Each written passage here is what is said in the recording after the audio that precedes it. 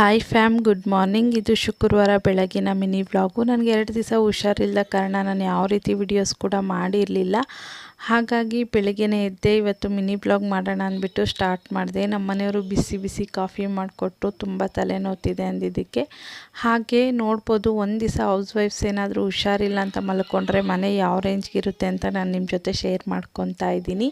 ಹಾಗೆ ಹೋಟ್ಲಲ್ಲಿ ದೋಸೆ ಕೂಡ ತಂದು ಕೊಟ್ಟಿದ್ರು. ನನ್ನ ಮಗನಿಗೆ ದೋಸೆ ತಿನ್ನಿಸಿ ನಾನು ಕೂಡ ತಿಂದು ಫಸ್ಟ್ ಮಾಡಿದ ಕೆಲಸ ಕಿಚನ್ ಕ್ಲೀನ್ ಮಾಡ್ಕೊಂಡಿದ್ದು. ಕಿಚನ್ ಕ್ಲೀನ್ ಆದರೆ ಏನೋ ಒಂಥರ ನೆಮ್ಮದಿ ಇರುತ್ತೆ ಅಲ್ವಾ.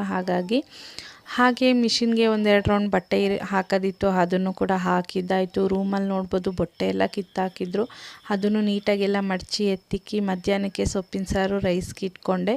ಅದಾದಮೇಲೆ ಹಾಲೆಲ್ಲ ಕ್ಲೀನ್ ಮಾಡಿಕೊಂಡೆ.